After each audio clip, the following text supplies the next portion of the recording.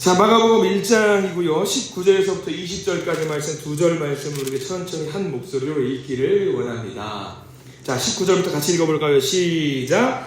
조금 더 가시다가 세베대의 아들 야고보와 그 형제 요한을 보시니 그들도 배에 있어 그물을 깁는데 곧 부르시니 그 아버지 세베대를 품꾼들과 함께 배에 버려두고 예수를 따라가니라. 오늘 말씀 가운데 크신 은혜가 있길 간절히 소망합니다. 우리 기도하는 마음으로 서로 고백할까요? 하나님의 은혜가 지금 저에게 임하기를 기도합니다. 우리 옆사람 축복하면서 하나님의 은혜가 지금 여러분들에게 임하기를 기도합니다. 추운 날씨 가운데 더운 은혜가 넘치기를 소망합니다. 아유, 이렇게 추운 줄 몰랐어요. 너무 춥더라고요. 여러분들 감기 걸리지 않게 조심하시길 부탁드리고요. 추운 날씨 가운데 또 넘어지거나 하시면 뼈 다치기가 쉽습니다. 여러분 건강 각별히 유의하시기를 부탁을 드립니다. 건강하셔야 합니다. 건강하기 싫으신가 봐요, 다들. 건강하셔야 합니다. 아멘. 자, 오늘 마가복음 1장 말씀을 통해서 예수님을 만난 사람들, 오늘은 제목이 좀 특이하게 주보에 제가 기록을 좀 해두었어요. 제목이 뭐라고 나와 있죠, 여러분들? 야고보가 아니죠? 야고보들이라고 나와 있어요. 야고보들. 왜 야고보들이라고 했을까? 여러분들 그 주보에 보시면 제목이 나와 있어요. 모르셨던 사실일 것 같은데 주보에 보면 제목이 나와 있답니다, 여러분들. 예, 주보에 보면 야고보들이라고 제목이 나와 있어요. 성경에는요, 예수님 주변에 야고보라고 이름을 하는 사람이 3명이 나와요. 그래서 우리가 보통 쉽게 이야기를 하면은, 여러분들 알고 있는 야고보 누가 있어요? 세베대의 아들 야고보, 또 알페오의 아들 야고보, 또 하나 예수님의 동생. 그래요. 이 3명이 나와요. 이 3명이 나옵니다. 그래서 세베대의 아들을 우리가 외우기 어려워서 쉽게 이야기를 하면 세베대의 아들 야고보를 큰 야고보라고 해요. 큰 야고보. 그리고 알페오의 아들 야고보를 그럼 뭐라고 할 것 같아요? 작은 야고보라고. 그래서 우리 쉽게 이해해요. 큰 야고보, 작은 야고보. 그리고 마지막 예수님의 동생 야고보는 뭐라고 할까요? 그냥 야고보예요. 그냥 야고보예요. 별거 없어요. 그냥 야고보입니다. 그래서 우리가 큰 야고보, 작은 야고보하고 예수님의 형제 야고보 하면 될 것 같습니다. 퀴즈 한번 내볼게요. 신약성서에 우리 여러분 쭉 뒤에 넘어가 보시면 히브리서 다음에 야고보서가 있어요. 이 야고보서는 큰 야고보서가 썼을까요? 작은 야고보가 썼을까요? 예수님의 동생 야고보 썼을까요? 자, 큰 야고보 썼다. 아이, 틀려도 돼. 나 이런 거 괜찮아. 둘째 야고보. 예수님의 동생 야고보. 그래, 맞아요. 예수님의 동생 야고보가 썼어요. 야고보가 썼습니다. 아유, 유도신문에 잘 안 넘어가시네. 야고보서는 이게 100% 정확한 건 아니나 글의 정황이라든가 전후 맥락을 봤을 때에 예수님의 동생 야고보가 썼을 것으로 강력하게 추정이 되는 게 야고보서라고 합니다. 뭐 거기까지 우리가 넘어가 볼 필요는 없을 것 같아요. 아무튼 빨리빨리 넘어가. 오늘 3명 봐야 되니까 빨리빨리 넘어갈 거예요. 첫 번째, 세베대의 아들 야고보. 우리가 오늘 읽었던 마가복음 1장에 나와 있는 야고보가 큰 야고보예요. 큰 야고보. 세베대의 아들 야고보. 자, 성경에서 구약성서, 신약성서 통틀어서 가장 효심이 불효한 아들이 있다면 누굴까? 큰 야고보예요. 왜? 오늘 성경 말씀 뭐라고 나와 있어요? 아버지를 버려두고 예수를 따라갔더라 했으니까 농담 삼아서 넌센스로 그런 말을 하곤 합니다. 큰 야고보는 버르장머리가 없었다. 그런 건 아니고 성경에 이렇게 웃자고 이야기 나오는 부분들이 있지요. 자, 그런데 중요한 거는 우리가 오늘 예수님 야고보를 만나게 되는데 야고보의 동생도 좀 알았으면 좋겠어요. 야고보의 동생은 누구다? 여기 안 나와 있나요? 19절에 야고보와 그의 형제 요한을 보시니, 형제죠. 그리고 또 그 전에 만나는 사람 시몬과 안드레가 또 형제가 나옵니다. 그냥 넘어가도 돼요. 크게 중요한 내용은 아니니까요. 아무튼 야고보를 묘사하고 있는 부분 20절에는 이제 아버지를 버리고 예수님을 따라갔던 사람, 다만 예수님에게 가장 큰 신뢰를 주었던 예수님의 사랑하는 제자 중에 한 명이 바로 야고보입니다. 베드로의 장모가 병에 걸렸던, 무슨 병이었죠, 여러분들? 열병인데 우리는 뭐라고 한다고? 화병이었죠. 화병 걸렸다고. 그런 말, 열병 걸린 이야기 있죠. 그 사건의 현장, 예수님께서 그 열병 걸린 그 장모를 고쳐주신 장소에도 야고보가, 큰 야고보가 있었어요. 그리고 예수님께서 기도하셨던 자리, 겟세마네 동산에서 너무 눈물 흘리면서 기도했던 그 장면에도 야고보는 예수님 주변에 있었던 핵심 제자입니다. 그런데 문제는 뭐냐면 우리가 좀 가족 관계를 좀 알아야 돼요. 야고보의 동생이 요한이라고 했잖아요. 야고보하고 요한만 열심히 예수님을 따라다녔을까? 아니에요. 야고보와 요한의 엄마가 있어요. 야고보와 요한의 엄마가 있는데 살로메라고 합니다. 이 살로메, 우리 살로메 있는데 살로메도 예수님을 열정적으로 사랑하고 따라갔던 여인입니다. 우리 그 가족을 다 알아야 돼요. 그러니까 세베대가 있고 아빠 세베대가 있고 엄마가 살로메가 있고 아들이 야고보와 요한인데 이 세베대는 잘 모르겠어요. 성경에는 안 나와요. 잘. 다만 중요한 거는 엄마였던 살로메 여인과 야고보와 요한이 충성스럽게 예수님을 따라다녔던 가족이라고 보면 우리가 이해할 수 있어요. 자, 제가 나눠드린 종이 뒷면에 보시면 여러 가지 자료들이 좀 있는데 같이 한번 좀 읽어보려고 해요. 가까운 데는 그냥 찾겠는데 멀리 있는 데는 찾기 시간을 좀 아끼자는 차원에서 적어드린 거니까 마태복음 27장 56절 왼쪽 제일 위에 있습니다. 마태복음 27장 56절 같이 한번 읽어볼까요? 시작. 그 중에는 막달라 마리아와 또 야고보와 요셉의 어머니 마리아와 세베대의 아들들의 어머니도 있더라 라고 나와 있습니다. 이 순간이 마태복음 27장 장면은 어떤 장면인지 여러분 혹시 상상해 가시겠어요? 마태복음 제일 끝자락에 있으니까 예수님께서 돌아가시던 그 순간, 십자가 도상에 있을 때 그 순간까지도 함께하는 여인 중에 한 명이 누구였다? 야고보와 요한의 엄마도 그 자리에 있었다라고 성경에는 정확하게 기록이 나와 있는 거죠. 그러면 예수님께서 돌아가시는 그 순간까지 따라다녔다라고 하면 보통은 아닌 것 같아요. 또 하나 볼까요? 그 자료 중에 요한복음 19장 25절 자료 있죠? 요한복음 19장 25절도 여기도 한번 볼게요. 제가 거기는 특별히 빨간색 글씨를 좀 해두었는데 참고만 하십시오. 요한복음 19장 25절 시작. 예수의 십자가 곁에는 그 어머니와 이모와 글로바의 아내 마리아와 막달라 마리아가 섰는지라 라고 나와 있습니다. 여기서 말하는 이모가 누구냐면 야고보와 요한의 엄마로 추정을 하고는 있어요. 100% 정확한 건 아니에요. 그럴 것 같다라고 추정들을 좀 추정할 수 있는 자료들이 좀 있으니까 우리는 이런 정보를 좀 알게 되는 거죠. 그러면 우리는 여기서 이렇게 죽음의 순간까지 엄마가 야고보와 요한 엄마잖아요. 야고보와 요한이 따라다니는 건 이해가 돼요. 제자니까. 근데 그 엄마까지 같이 따라다녔다는 것은 우리는 하나 추측을 할 수 있어요. 뭔가 내밀하게 가족 내지는 친척 내지는 그런 관계일 수 있었겠다라는 추정을 할 수 있게 돼요. 가까운 사이였다라는 것은. 아니면 또 물심양면으로 도와주었다, 후원자가 될 수 있었겠다라는 생각도 할 수 있는 거죠. 그래서 그런 것들이 우리가 이해가 된다면은 여기 나와 있는 마태복음 20장 21절 이 본문이 이해가 되는 거예요. 자, 마태복음 20장과 21절은 여러분들 무슨 사건인 줄 아시죠? 청탁한 거잖아요. 엄마가 우리 아들들 좀 잘 봐달라고 청탁을 한 거잖아요. 아니 밑도 끝도 없이 엄마가 와가지고 청탁을 할 수가 있어요, 없어요? 못해요. 청탁을 할 수 있었다는 걸 뭘 말해요? 가까웠다는 걸 말해요. 가까웠다는 걸. 자, 마태복음 20장과 21절 같이 한번 읽어볼까요? 시작. 나의 이 두 아들을 주의 나라에서 하나는 주의 우편 하나는 주의 좌편에 앉게 명하소서. 살로메 청탁 사건인데 이 사건이 가까운 사이였고 예수님과 만날 수 있었던 사이였다라고 한다면 그러면 이 맥락이 좀 이해가 갈 수 있겠다라고 우리는 이제 이해할 수 있는 거죠. 청탁은 아무 조건 없이 하는 거 아니에요. 그래서 뭔가 많이 도와주었었고 물심양면으로 도와줬기 때문에 아마 이런 것들이 이루어질 수 있었지 않을까라는 생각을 합니다.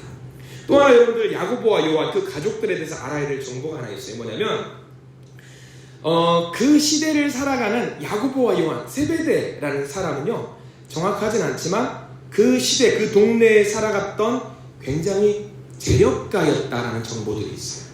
왜 재력가였다라는 정보를 알 수 있냐면 제가 적어드린 요한복음 18장 15절과 16절 자료들을 좀 보시기 바랍니다. 자, 거기도 한번 천천히 한번 읽어볼까요? 요한복음 18장 15절과 16절 시작. 시몬 베드로와 또 다른 제자 한 사람이 예수를 따르니 이 제자는 대제사장과 아는 사람이라.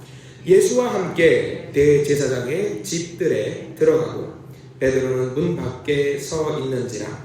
대제사장을 아는 그 다른 제자가 나가서 문 지키는 여자에게 말하여 베드로를 데리고 들어오니. 자, 여기서 보면은 제자 한 명이 베드로와 같이 가다가 베드로는 대제사장의 바깥들에서 기다리고 있는데 제자 한 명은 안쪽으로까지 들어갈 수 있었다라고 나와 있어요. 그 제자가 요한이거든요.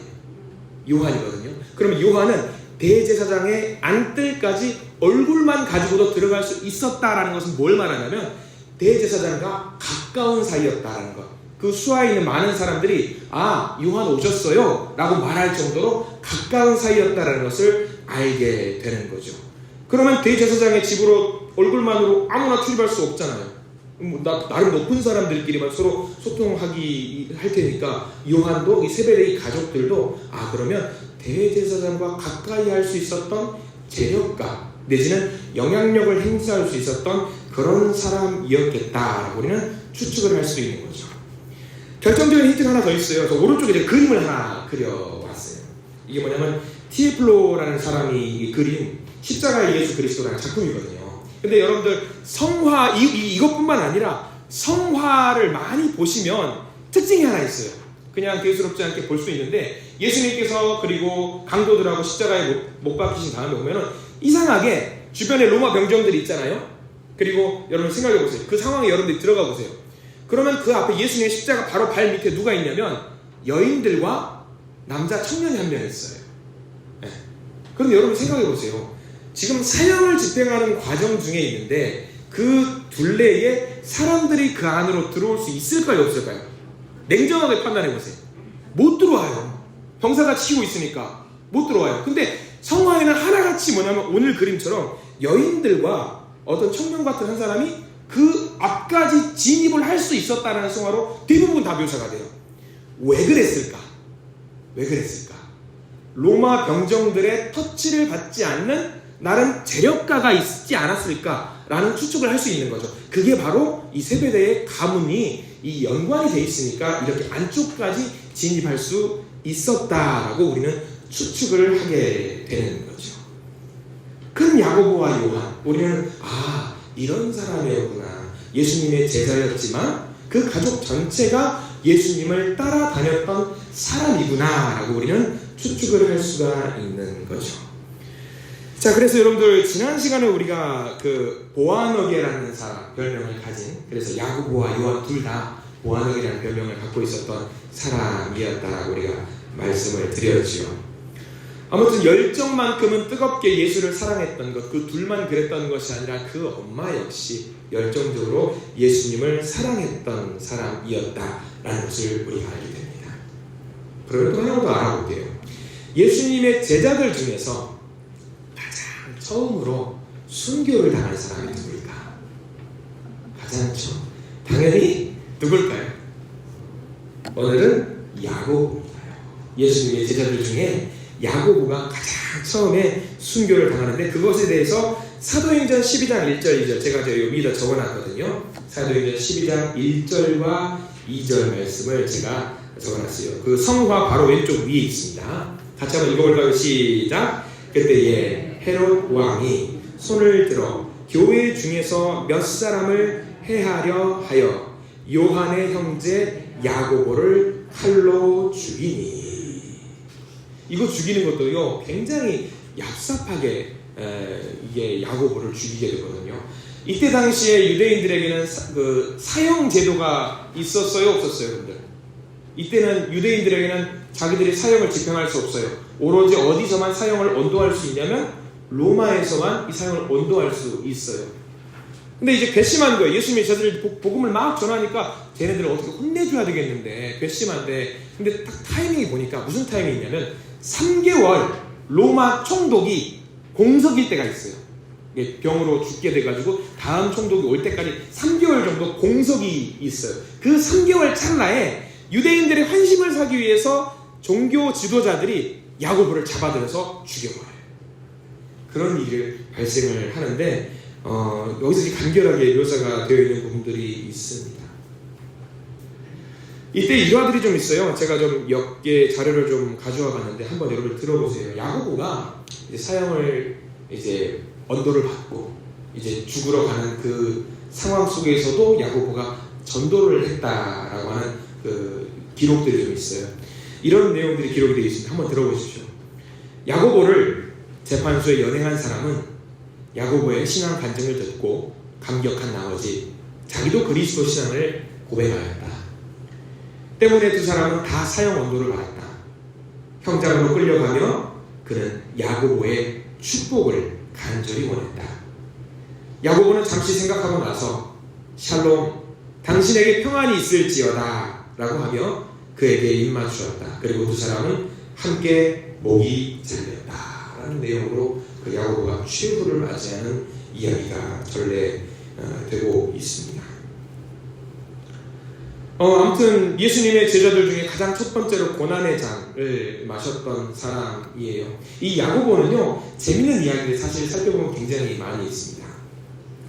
여러분 그 스페인에 가시면요, 성지순례를 하시면 산티아고 순례길이라고 있어요. 굉장히 예쁘게 잘 만들어져 있는 길인데 제가 여기 사진을 몇 개 좀 가지고 왔는데 보셔요. 특징이 하나 있어요. 그 사진 중에 산티아고 순례길 조개 껍데기의 의미라고 했죠. 자, 그 이정표가 나와 있어요. 화살표로 이쪽으로 가라 했는데 그 중앙에 어떤 그림이 찍혀 있냐면 각인이 뭘로 되어 있냐면 조개 껍데기 각인이 되어 있고요. 그 아래도 보면은 화살표 이쪽으로 가설해가지고 조개 껍데기 모양이 나와 있고요. 그리고 조금 가다 보면은 돌에다가 또 이정표로 조개 껍데기에 각인이 되어 있는 표식들이 좀 있습니다. 좀 신기해요. 왜 이럴까? 근데 이 길이 뭐냐면 조개 껍데기가 있는 길은 무슨 길이냐면 누구를 상징하냐면 야고보를 상징해요. 야고보를. 예수님이 12제자마다 상징하는 상징물이 있어요. 어떤 사람은 황소, 어떤 사람은 뭐죠? 그 톱이 상징물인 사람도 있어요. 어떤 사람은 이렇게 조개 껍데기가 상징물인 사람도 있어요. 근데 여기 이야기가 있어요. 뭐냐면 어떤 말을 탄 기사가 스페인에서 일어난 일이에요. 어떤 말을 탄 기사가 바다에 빠졌어요. 근데 사도 야고보가 도와줘가지고 살 수 있었는데 그 기사가 죽기 직전에 누구의 도움을 받았냐면 바다에서 이거는 그냥 카더라예요. 카더라 뭐냐면 조개 껍데기가 그 기사를 감싸가지고 떠오를 수 있었대요.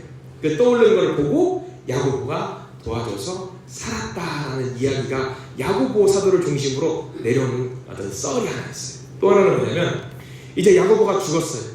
시신을 이제 수장이라고 하나요? 바다에다가 밀어가지고 이제 보내는 그런 것들을 하는데 배에 태워서 바다로 보냈어요. 근데 그 배가 바닷물을 타고 와서 어디로 갔냐면 야고보가 살아생전에 복음을 전했던 곳이 어디냐면 스페인이거든요. 그래서 로마에서 죽었는데 이거를 밀어가지고 바다로 보냈는데 그 시신이 어디 가서 도착했냐면 스페인 산티아고 이쪽 지역에 도착을 했다는 썰이 있어요. 근데 공교롭게 이 배 주변에 뭐가 붙어 있었냐? 조개 껍데기가 그렇게 붙어 있었다라는 썰이 있어요. 그래서 야고보 사도를 생각하면 그의 상징물은 뭐다? 조개 껍데기다라는 것을 우리는 생각을 하면 되는 거죠. 이런 재미난 이야기가 야고보에게는 굉장히 많이 있었습니다. 사실 그는 재력이 있었기 때문에 예수님을 따르지 않아도 되는 사람이었어요. 그냥 잘 먹고 잘 살아도 되는 사람이었지만 예수님을 믿고 나서 회개해서 예수님을 따랐어요. 열정적이었던 사람, 단점이 많은 어부 출신이었지만 성숙했던 사람. 그래서 우리가 이 야고보를 잘 기억할 수 있었으면 좋겠습니다. 이게 큰 야고보에 대한 이야기고요. 둘째 야고보는 알페오의 아들 야고보, 작은 야고보입니다. 이 야고보를 작은 야고보라고 말을 하는 이유가 또 있더라고요. 찾아봤는데 세베대의 아들 야고보는 덩치가 컸대요. 그리고 알페오의 아들 야고보는 덩치가 작았대요. 왜소하고 소심했대요. 말도 없고 조용히 있는 성격이었대요. 그래서 작은 야고보라고 말을 해요. 자료들이 별로 없어요. 예수님의 제자이지만 자료들이 별로 없어서 우리가 그냥 추측컨대 이런 사람이었겠다라고 할 수 있는 것이 뭐냐면 성경 우리 찬송가 보면은 부름받아 나서림은 찬양했죠. 그 찬양의 3절 마지막 부분에 이렇게 되어 있는 부분이 있어요. 이름 없이 빛도 없이 감사하며 섬기리다 라는 부분이 있습니다. 그 부분이 있는데 그게 딱 알페오의 아들 야고보를 상징하는 거예요. 이름도 없이 빛도 없이 조용히 섬김을 감당했던 알페오의 아들 야고보. 그래도 우리가 알페오의 아들 야고보에 대한 정보를 좀 알아봐야 되겠기에 여기다가 좀 적어놓은 게 있습니다. 작은 야고보라고 해가지고 가운데 제일 밑에 있죠? 4가지 항목이 있어요. 제가 한번 읽어드릴게요. 작은 야고보의 정보. 그의 이름은 야고보였다. 두 번째, 그의 아버지의 이름은 알페오였다. 세 번째, 그의 어머니 이름은 마리아였다. 그때 당시에는 마리아가 굉장히 흔한 이름이었어요. 마리아였다. 그의 별명은 작은 야고보였다 라고 우리가 알고 있으면 되고요. 작은 일에 충성을 다했던 사도 알페오, 작은 야고보. 근데 작은 야고보가 하나가 특징은 있어요. 성경에는 없지만 유세비우스의 종교 어떤 교회사 자료에 보면은 작은 야고보가 특징이 하나 있었대요.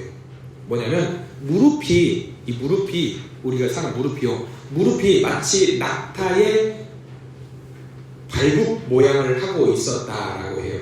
왜 그렇게 낙타의 발굽 모양을 하고 있었냐라고 하면 왜 그랬을까요, 여러분들? 한번 추측해 보세요. 알페오의 아들이 막 앞서 나가서 뭘 하는 사람은 아니에요. 막 나가면서 사람들을 이끌면서 뭐 하는 사람은 아니라 조용히 있는 그 자리에서 무언가 했어요. 기도했어요. 알페오의 아들 야고보는 묵묵하게 기도했던 사람의 대명사입니다. 오죽하니 기도했으면 무릎이 낙타의 밟은 모양처럼 굳게 변했다라고 하는 설이 있어요. 그래서 저도 나중에 또 이런 사도들의 이런 이야기를 보면은 나중에 천국 가서 저도 물어볼 거예요. 당신 무릎 한번 봅시다. 무릎 한번 꼭 보고 싶은 마음이 있어요. 아무튼 우리는 작은 야고보를 기억해야 될 것은 기도의 용사였구나. 기도하는 사람이었구나. 어디 가서 가장 낮은 곳에서 드러나지 않은 곳에서 묵묵하게 자기를 감당하면서 기도했던 사람이었구나. 작은 야고보. 우리가 좀 기억을 하면 될 것 같습니다. 자, 마지막은 예수님의 동생 야고보입니다. 야고보는요, 예수님의 친동생이었어요. 그런데 한 집에서 형에 대한 어떤 예수님의 평판은 어땠을 것 같아요, 여러분들? 좋았을까요? 안 좋았을까요? 공생애를 시작하기 전에는 둘도 없는 착한 효자였지만 공생애를 시작하고 나서는 이 문제가 많은 아들로 가족 형으로 변하게 됩니다. 고향에서 인정을 받지 못하는 게 선지자들의 특징이라고 이야기를 합니다. 예수님도 마찬가지셨어요. 예수님의 친동생이었던 야고보는요, 예수님이 살아있는 동안에는 전혀 거들떠도 보지 않았어요. 그러나 동생 야고보가 예수님을 하나님의 아들로 인정했던 때가 언제였을까요? 여러분들이 알 것 같아요. 죽었던 형이 부활했을 때, 죽었던 형이 살았을 때, 다시 살아났어요. 그때부터 자기는 머리 한 대 맞은 것처럼 깨지면서 내 형이 정말 하나님의 아들이었구나라는 것을 인정하게 됐어요. 그리고 그때는 그걸 깨닫고 나서 아주 변화된 사람으로 예수님의 사역을 동참하는 그런 사람이 되었죠. 중요한 거는 예수님의 동생 야고보는 사도 중에 한 명이 아니었어요. 권위가 있었을까요? 없었을까요? 여러분 어땠을 것 같아요? 사도도 아닌지라 예수님의 권위는 없었겠다 생각을 하죠? 아니요. 누구보다 강력한 권위를 가지고 있었습니다. 왜? 피는 물보다 진하다. 이게 어딜 가나 혈연을 무시 못하는 거예요. 그래서 예루살렘 교회가 초기 예루살렘 교회 담임 목사님이 예수님의 동생 야고보가 담임 목사님을 해요. 초대 교부가 예수님의 동생 야고보가 그 일을 하게 됩니다. 그것에 대해서 여러분들 마가복음에서 한 내용을 잠깐만 볼까요? 같은 마가복음이니까 3장 말씀 한번 볼게요. 마가복음 3장. 성경책을 펴시고 이거는 성경책을 펴시고 같은 내용 두 장만 넘기면 되니까 이 동생 야고보가 어떻게 했는지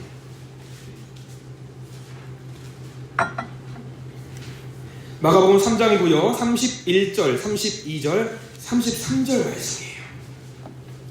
예수님께서 공생의 활동을 막 하시면서 있는데 이제 가족들이 형 좀 잡으러 왔어요. 예수님 잡으러 왔어요. 아니 정신 좀 차리고 집에 좀 들어와 하러 왔어요. 자 31절부터 같이 33절까지 읽을게요. 시작. 그때에 예수의 어머니와 동생들이 와서 밖에 서서 사람을 보내어 예수를 부르니 무리가 예수를 둘러 앉았다가 여짜오되 보소서 당신의 어머니와 동생들과 누이들이 밖에서 찾나이다. 대답하시되 누가 내 어머니이며 누가 내 동생들이냐 하시고. 이쯤 되면 가족들은 어떨 것 같아요? 미쳐버리는 거예요. 이게 미쳐버려요. 야 우리 형 왜 저래? 우리 오빠 왜 저래? 도대체 우리 아들은 도대체 왜 저러는지 몰라. 자 그런데 문제는 뭐냐면 3장 21절 볼까요? 쭉 넘어가서 3장 21절. 동생 야고보가 이제 이런 식으로 아마 형을 대우했을 것 같아요. 마가복음 3장 21절 시작. 예수의 친족들이 듣고 그를 붙들러 나오니 이는 그가 미쳤다 하밀러라. 예수님의 가족들이 예수님 이렇게 생각했어요. 야고보도 마찬가지였어요. 이런 식으로 예수를 인정하지 않았지만 예수의 형제 중에 가장 두드러지게 변화된 사람이 동생 야고보입니다. 굉장히 중요한 역할을 많이 합니다. 예루살렘 교회 공동체에서 막 분란이 있거나 싸움이 있거나 다툼이 있을 때에 이 야고보는 모든 것을 중재해요. 평온하게 그 일을 부드럽게 진행이 될 수 있도록 모든 일들을 잘 마무리하려고 노력을 합니다. 여러분 아시겠지만 예수님 베드로가 아니죠. 그 사도 바울이 베드로가 복음을 전하러 안디옥 교회를 가서 이방인에게 복음을 막 전하다가 예루살렘 교회에서 본토에서 확인차 유대인들이 몇 명이 와요. 복음을 잘 전하고 있나. 근데 그때 공교롭게 뭐 하고 있었냐면 밥을 먹고 있었어요. 이방인들과 같이 밥을 먹다가 온다라는 소식을 듣고 벌떡 일어나요. 그래서 나 어쩌지? 나 큰일 나는데 베드로가 이제 나 벌 받으면 어떡하지? 혼날 것 같은 그런 상황이 있을 때에 이 바울과 베드로하고 유대인들하고 막 싸우고 다툴 법한 그 상황 속에서 누가 그 상황을 잘 마무리시켜 주냐면 야고보가 그 일을 중재를 잘 써주는 역할을 합니다. 야고보는 참 중요한 정치적으로도 힘이 있는 사람. 왜냐하면 피혈연이었기 때문에. 베드로가 아무리 수지자라고 해도 야고보만큼은 그때 당시 야고보만큼은 힘이 있는 역할을 감당하지 못했다라는 거죠. 아마 친동생이었기 때문에. 그리고 자기도 열심히 노력을 했겠지요. 굉장히 열심히 노력했을 것 같아요. 자 이렇게 세 명의 야고보가 있습니다. 그리고 이제 이 야고보들이 하나님의 일, 예수님의 복음을 전하는 일에 너무 열심히 사역을 감당했던 사람들, 이 야고보 3명, 우리는 이 3명을 모두 잊지 말아야 될 것 같다라는 생각을 좀 해봅니다. 세베대의 아들 큰 야고보, 알페의 아들 작은 야고보, 예수님의 동생 야고보. 특징 몇 개만 기억해 볼까요? 큰 야고보는 상징물이 뭐라고 했죠?